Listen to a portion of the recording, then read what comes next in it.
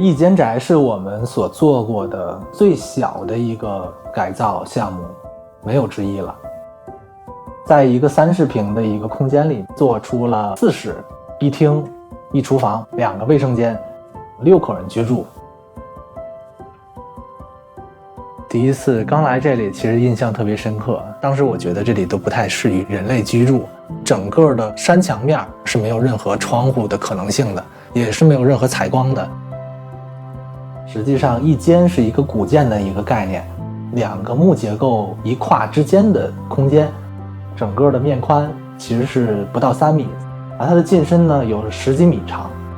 跑去走廊就没有什么可居住的一个空间了。当时的一个想法就是，既然横向的摆不开，我们就通过纵向去设计它。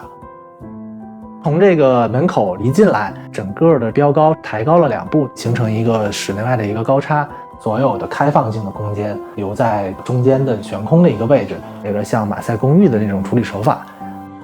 厨房的上面用玻璃这种通透的材质进行一个围合，我们一扬头就能看到原来的瓦当和檩条。其实有的时候我们也开玩笑说，其实我们在做一个传统建筑的一个博物馆。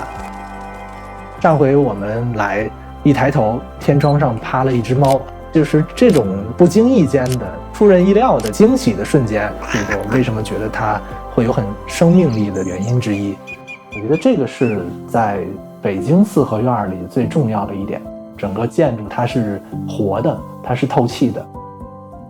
北京有句老话叫3天不打上房揭瓦，可能就有一种原始的一个冲动，就是我希望冲破这个空间，那我们索性把屋顶捅破了。其实很多尺度，很多设计的理念都是按照小朋友来的，成人去可能需要低下头，但是小朋友弯腰直接就疯跑都不会被撞到。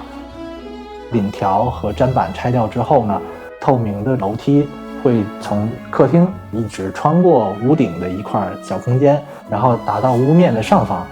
屋脊的这么一个高度。我们还做了一个露台，都能看到整个2环周围马海，就跟姜文拍的电影一样。每间房每一个院子其实都承载着对于他所居住的人的一些渴望。我就是生在北京，小时候住的也是平房，我就睡在我们家的阁楼上边，我自己管它叫秘密基地。我觉得小的时候成长特别需要一个独处的空间来消化对这个世界的一些信息。现在的小孩确实有很多复杂的课程，繁重的学业和作业，留给自己的时间可能越来越少。我觉得他更应该有一个能发呆、能看到天空这么一个属于完全自己的一个空间。北京人可能对胡同都有一个比较有情怀的一个向往，大爷提笼架鸟，拎半根黄瓜坐在门槛上吃炸酱面。现在看到的其实是越来越少，是希望能把人拉回到胡同里，能让他们在这里生活得更舒适。其实我们这点还是挺有使命感的。